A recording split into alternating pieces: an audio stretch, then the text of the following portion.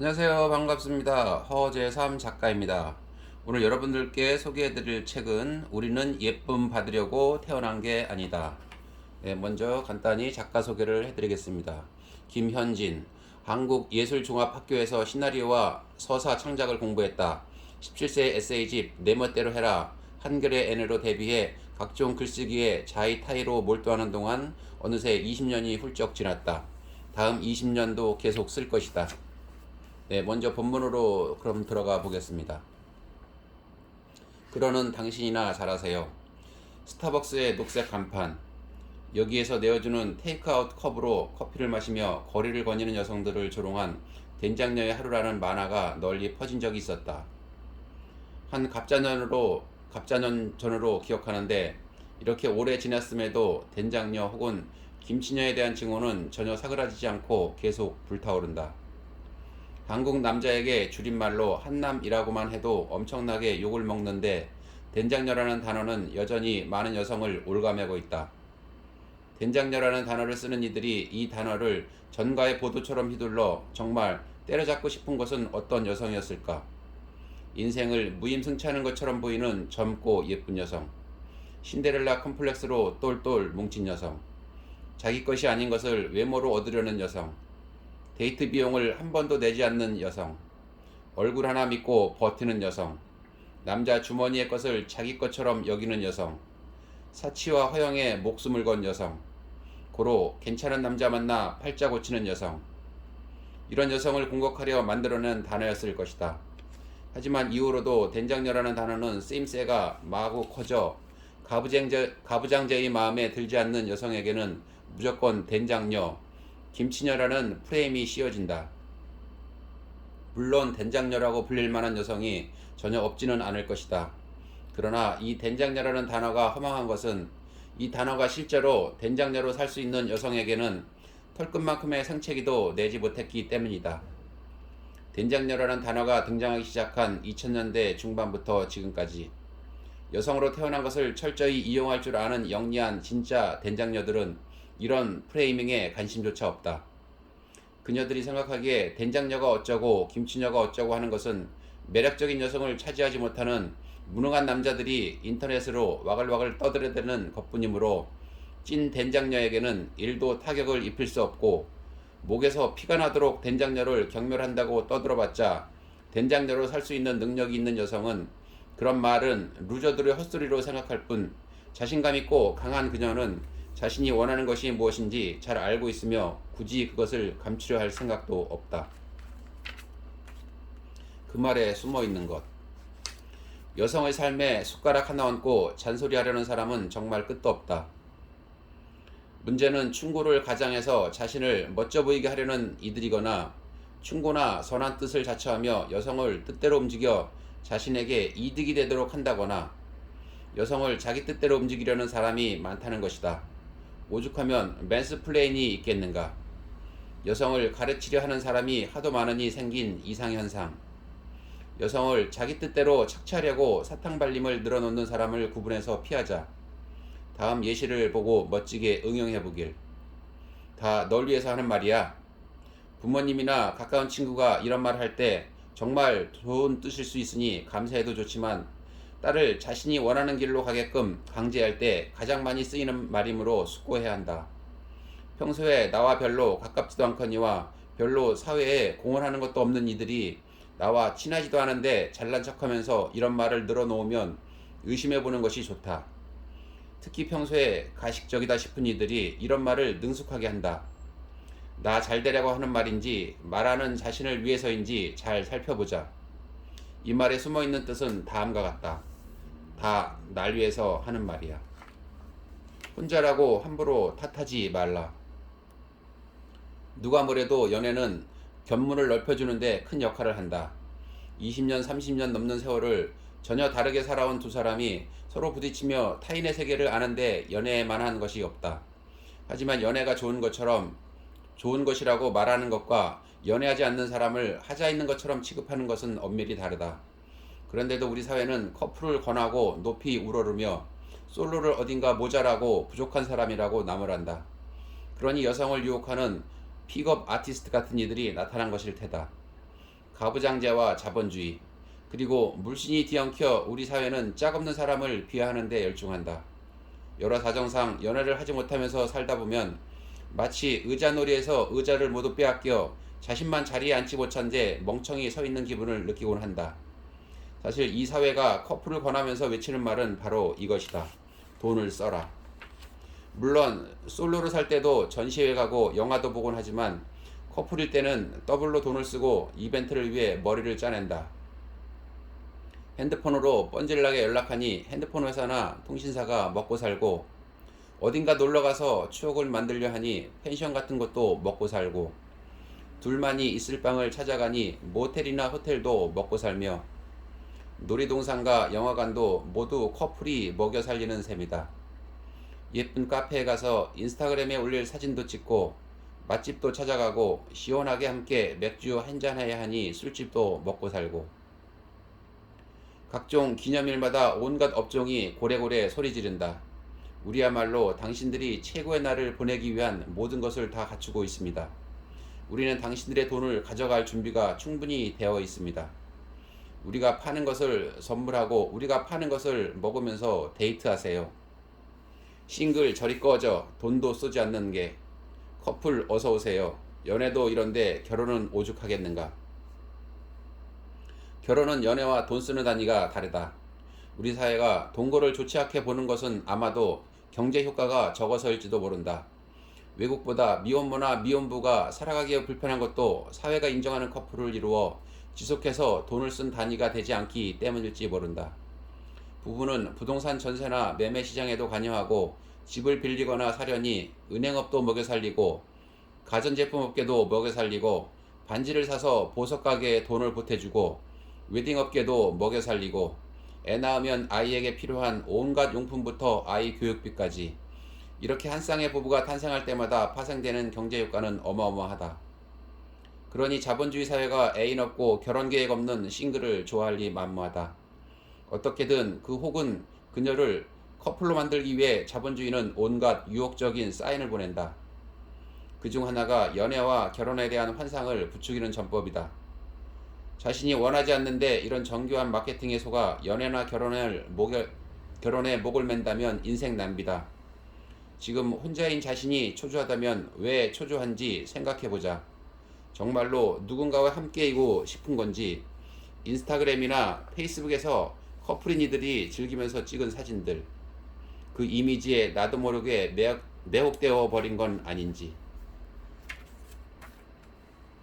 긴 침묵이 흐른 후 어머니는 고개를 끄덕였다.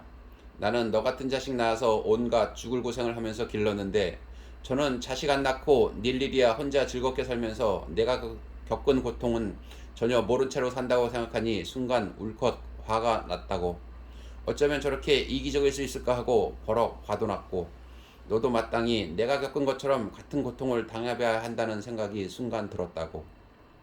나를 이 세상에서 가장 사랑해주는 사람 중 한 명인 엄마마저 내가 당신이 겪는 고생에서 면제되는 것을 보고 순간 약이 치밀어 오를 정도라면 생판 남들은 어떻겠는가. 우리 사회의 출생률을 높일 생각도 없고 결혼할 나이가 되었는데도 그에 관심 없고 남자 뒷바라지할 마음도 없으며 애도 낳지 않으려고 이 이기적인 여자들. 이기적이라는 말에 흔들릴 필요는 전혀 없다. 모두 알다시피 이기적이라는 말의 반대는 이타적인데, 이타적으로 살려면 집안의 천사가 되어야 한다. 온갖 가사노동을 척척 해내고 아이도 쑥쑥 낳아 기르고, 참 요즘은 반반 결혼에다가 돈까지 벌어와야 하니 집 밖에 천사 노릇도 해야 하는구나. 기보가 되지 말자. 사람들은 침대가 허전할 때 섹스를 바라는 것이 아니라 누군가와 동반 수면 욕구를 느끼는 것이라 하니 성급하게 혼인신고하기 전에 따뜻하게 껴안고 잘 수 있는 유기견부터 한 마리 데리고 와보자. 나는 나를 선택할 권리가 있다. 우리나라에서 가족과 잘 지내지 못하면 천륜을 거스른 사람 취급을 받는다. 더욱이 경제적으로 부모님의 도움을 받아야 하는 처지에 있다면 여러모로 괴롭다. 특히 착한 딸일수록 착한 아들보다 훨씬 더 갖추어야 한다. 얼굴은 물론 몸매도 예뻐서 집안의 자랑거리가 되어주어야 하고, 인류대학을 가서 탄탄한 기업에 들어가 앞길 걱정도 시키지 않아야 하며, 딸은 살림 미천이라는 말처럼 부모의 노후나 다른 형제를 경제적으로 도와주어야 하고 사회적으로 괜찮은 위치에 있는 남자를 만나야 하고 예쁜 외손주를 안겨주어야 한다. 물론 아이를 돌보는 역할을 부모에게 시켜서는 안 되고 어떻게든 혼자 해결하거나 대기업 부장급 정도는 되는 사례비를 주고 부모에게 아이를 맡겨야 한다. 이 정도는 되어야 먹어주는 딸일 텐데 여기까지 다다를 수 있는 여성이 몇이나 될까? 여기까지는 둘째치고 부모와 잘 지내지 못해 괴로워하는 여성이 많은데 그것은 당연한 일이다.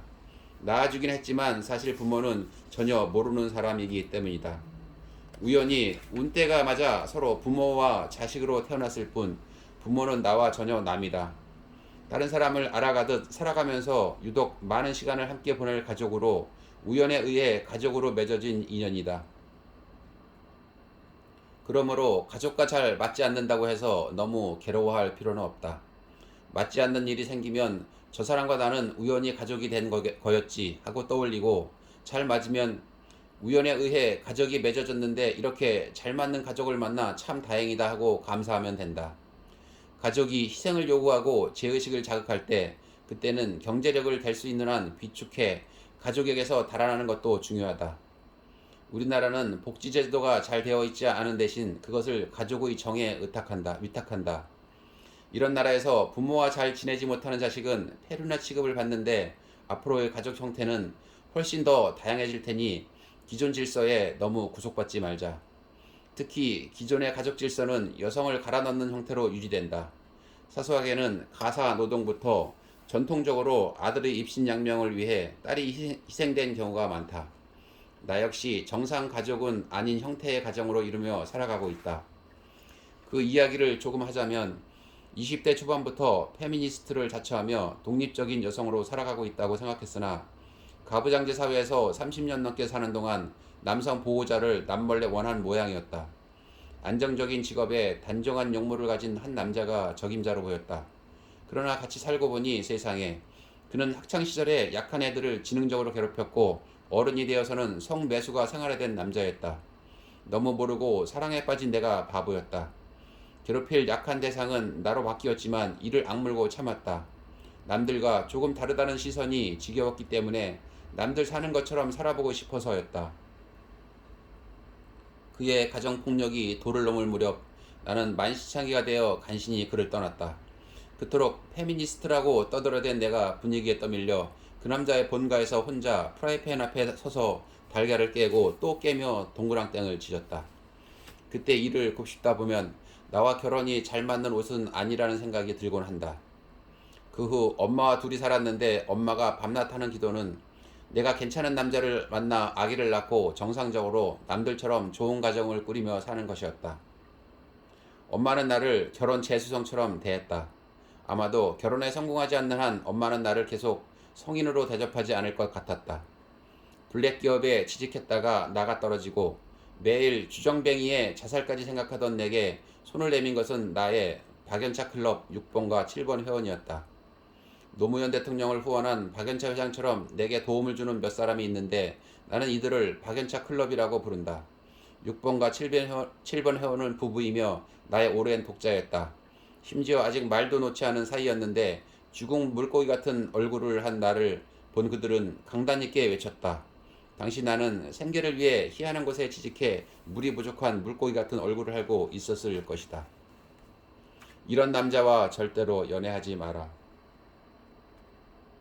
내 사랑을 받을 사람을 신중하게 선별하자. 그러기 위해 애초에 걸러야 할 유형을 몇 가지 뽑았다. 개구리에게 키스했는데 왕자가 되지 않는다면 개구리의 문제가 아니라 개구리에게 키스한 자신의 문제다. 개구리와 개굴개굴 즐겁게 살든지 진짜 왕자를 찾아 연못가를 떠나든지 결심은 빠를수록 좋다.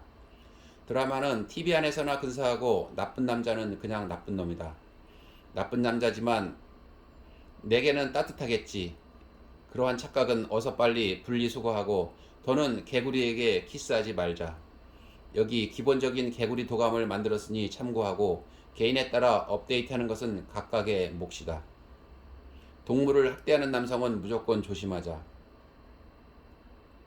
연쇄살인범들은 작은 동물을 괴롭히고 죽이면서 살인 감각을 익힌다. 자신보다 월등하게 약하고 말도 못하는 동물에게 해를 가하면서 폭력에 무감각해진다. 작은 동물로 시작해 폭력을 행사하고 힘으로 약자를 제압하는 것에 익숙해지고 여기서 가학적인 쾌감을 느끼기 시작하면 언제든지 또 얼마든지 같은 인간에게도 하지 못하리란 법이 없다. 그러면서 어린아이와 여성 같은 약자를 자신이 마음대로 할 수 있는 대상으로 본다. 그리고 기본적인 역지사지가 되지 않기 때문에 커뮤니케이션 할 수 없는 경우가 많다. 언제나 자신을 상황을 마음대로 통제하는 강자의 입장에 놓고 당하는 약자의 입장을 상상해 본 적이 없어서 타인의 고통을 이해하지 못하고 타인에 대한 존중심 역시 결여되기 쉽다. 동물을 학대하는 사람은 의외로 멀쩡한 경우가 많다. 반려동물이나 제 자식에게 폭력을 행사하는 주인이나 부모는 동물 혹은 아이가 마음에 들지 않을 때 체벌로 때리고 나서 대부분 이런 말로 상황을 무마하려 한다. 널 너무 사랑해서 때린 사랑의 매야. 여기에 감춰진 속뜻은 이렇다. 내가 널 너무 사랑하는데 널 그렇게 사랑하는 내 말을 듣지 않는 네 잘못이야. 남성과 여성 사이에도 이런 일이 종종 일어난다. 널 너무 사랑해서 때린 거야. 이 말의 속뜻 역시 비슷하다. 그런데 내가 이렇게 사랑하는 내가 내 말을 듣지 않다니 내가 날 때리게 만든 거야. 이렇게 피해자를 오히려 가해자를 만드는 엉뚱한 논리가 아직도 횡행한다. 게다가 그가 좋은 뜻을 가지고 있을 거라고 너무나 믿고 싶은 여성의 경우 착한 사람인데 내가 욱하게 해서 라는 식으로 그를 옹호하는 때도 종종 있다. 착한 사람은 욱해도 때리지 않는다. 사랑해서 때리는 매는 어디에도 없다. 때리고 싶어서 때린 매만이 존재한다. 작은 동물을 괴롭히면서 어설픈 권력에 취한 사람은 언제 자기보다 약한 사람을 목표물로 삼을지 모른다. 이런 사실을 알아차렸다면 즉시 멀리 달아나고 안전 이별에 힘쓰자. 욕을 입에 달고 산다면 희망을 두지 마라. 상대방에게 욕하는 사람은 그 자신 역시 자존감이 매우 낮다고 한다. 나 역시 욕설이 입에 붙은 사람과 20대 초반에 교제하면서 몹시 괴로웠던 기억이 있다. 자주 욕설을 들었을 때 가장 나빴던 것은 난 이런 말을 들을 만한 사람이 아니다 라는 자존감이 희밋해진 것이었다. 시간이 흐를수록 난 이런 말을 들어도 싼 인간 아닐까? 하는 식으로 입으로 하는 학대에 익숙해졌다. 자신을 소중하게 여기는 힘이 손상된 것이다. 내가 설령 그런 말을 들어도 싼 사람이라 해도 저 사람에게 그런 욕을 들을 권리는 없어 라는 혼잣말을 몇 번이나 자신에게 들려준 다음에야 이 관계를 끝낼 용기를 낼 수 있었다. 마음은 고운데 입이 좀 거칠 뿐이라는 핑계가 떠올라 치면 그 자리에서 얼른 벗어나자. 마음이 고운 사람은 입도 곱다. 그가 피임에 관심 없다면. 이는 너무나 당연해 여기에 적기도 망설여지지만 몇 번 강조해도 지나치지 않은 것이기도 하다. 하다 빼는 것을 피임법이라고 믿는 남성은 그냥 걸러야 한다.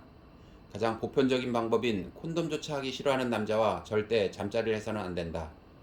보통 이들은 콘돔은 감이 떨어져 싫다고 말하는데 여성으로서도 라텍스의 이물감이 즐거울 리 없다.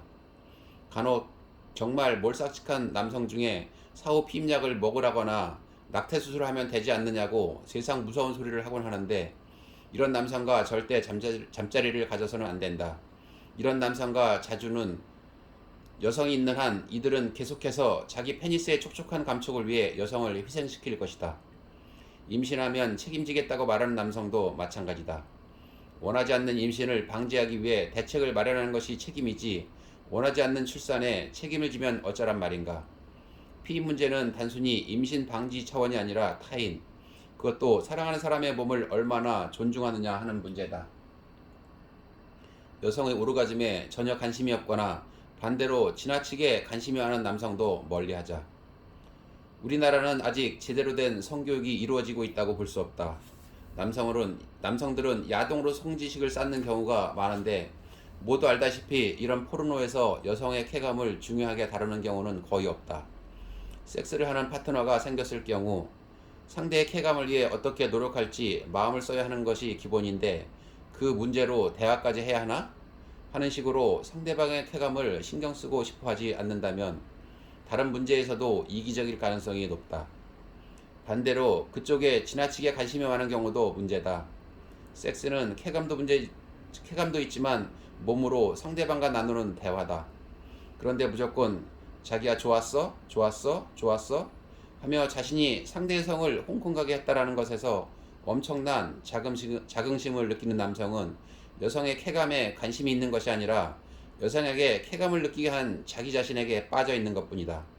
기술 점수, 예술 점수 모두에서 10점 0을 받으려 애쓰는 것처럼 구는 상대는 너무나 부담스럽다.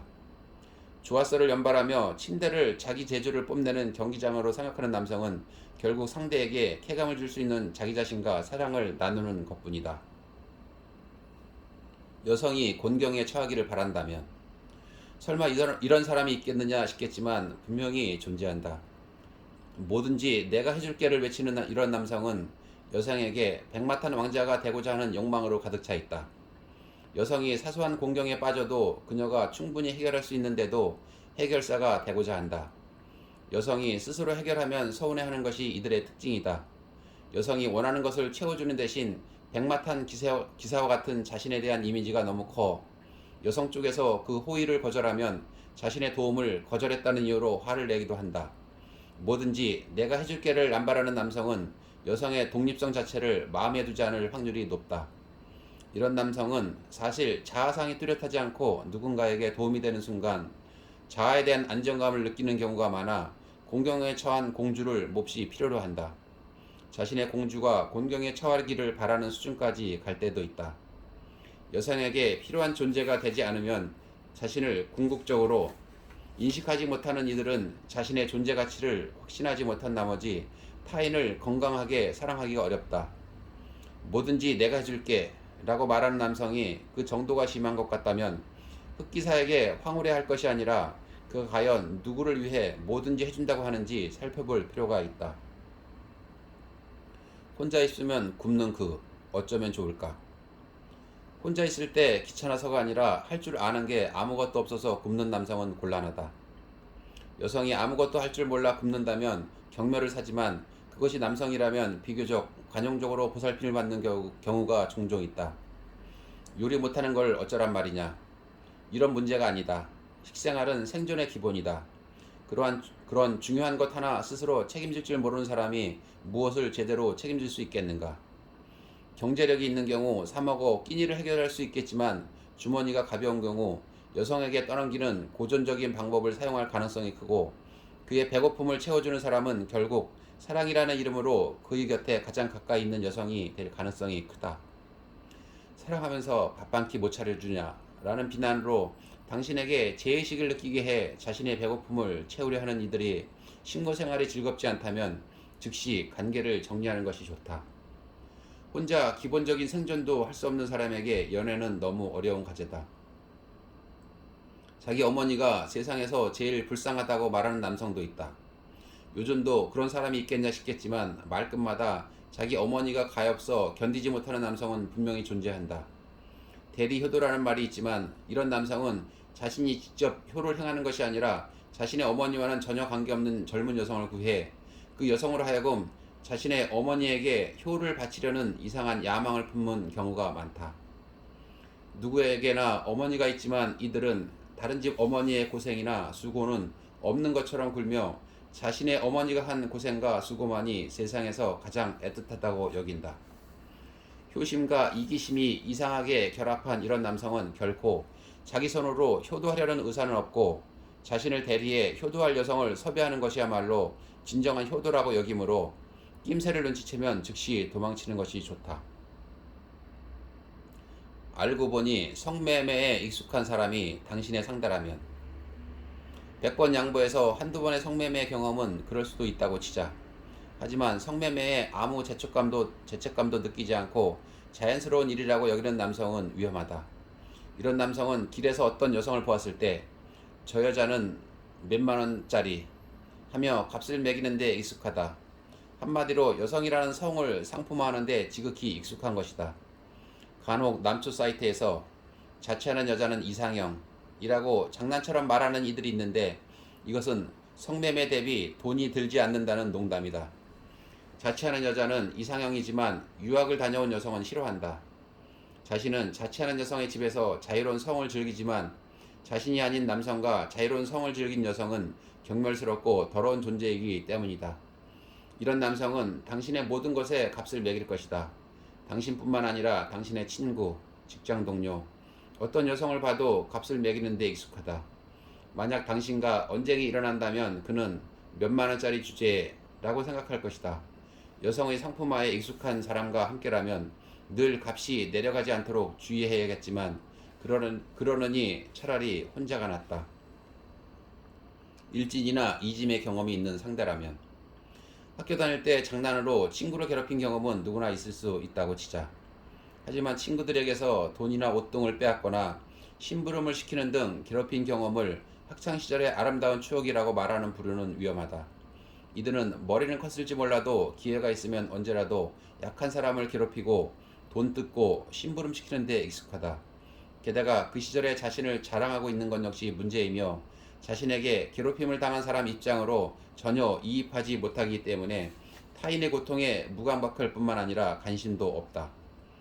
학교 다닐 때 장난친 수준이 아니라 일진 수준으로 그부를 괴롭혀 놓고 이것을 학창시절의 즐거운 추억으로 말하는 사람의 다음 희생물은 당신일 수 있다. 식탐이 지나친 남성도 조심하자. 여러 이유로 식탐이 생길 수 있다. 어릴 적 혼자만 먹을 것을 대접받았거나 형제들에게 밀려서 먹을 것을 제대로 먹지 못했거나 해서 식탐이 있을 수도 있다. 그렇지만 그 식탐을 감추는 것이 매너다. 더치페이는 자신이 먹은 만큼 내는 것이 정확하다. 그런데 번갈아 데이트 비용을 내는 커플의 경우 자신은 얼마 먹지도 못했는데 남자친구가 거의 다 해치운 식사값을 더치페이 혹은 데이트 통장으로 지급해야 할 때 쪼잔하다는 소리 들을까봐 말도 못하겠고 남자친구에게 말하자니 먹는데 건드린다고 할까봐 또 입을 닫는다. 의식주는 인간의 기본적 삶의 조건이고 그 중에서도 음식은 단순히 먹는 행위가 아니라 맛있게 먹음으로써 오늘을 견디고 내일을 살아갈 힘을 주는 의식이다. 그런데 이런 자리에서 상대방을 전혀 배려하지 않고 식탐을 부린다면 다른 면에서도 의심해 볼 만하다. 특히 결혼을 생각하고 있다면 레드카드다. 결혼 전 1로 보이던 문제는 결혼 후 100으로 다가온다. 맛있는 것을 상대방 입에도 들어가는지 살피지 않은 채 긴 수염고래가 크릴 새우 삼키듯 하는 남성과의 연애는 다시 생각해보자. 종업원을 함부로 대하는 이들도 있다. 편의점이나 식당 종업원을 함부로 대하는 남성을 보면 그와 결혼한 사람의 미래를 예측할 수 있다는 말 이외에 길게 하지 않겠다. 자신보다 아래에 있다고 생각하는 사람, 약자를 함부로 생각하는 감수성 없는 사람과의 연애는 상대도 황폐하게 만든다. 절대 이 사람보다 내가 아랫순이라고 생각되게끔 굴지 말아야 안전 이별도 가능하다. 오빠가 입에 붙는 경우는 어떨까? 나이가 더 많아서 오빠라고 불러주는 거야 그렇다 치고 말끝마다 오빠가 이랬는데 저랬는데 하는 오빠병에 걸린 남성 역시 조심해야 한다. 한번 오빠라고 불러주지 않았다간 큰일이 난다. 최악의 경우 자신이 연하인데도 오빠라고 불러주기를 원하는 이들도 있다. 이 남자 피하고 저 남자 피하면 도대체 누구를 만나느냐고 할 수도 있겠지만 이들 남성은 피해가야 할 채소값이다. 이런 부류만 주변에 있다면 연애하지 말고 자기 개발에 열중하는 것이 낫다.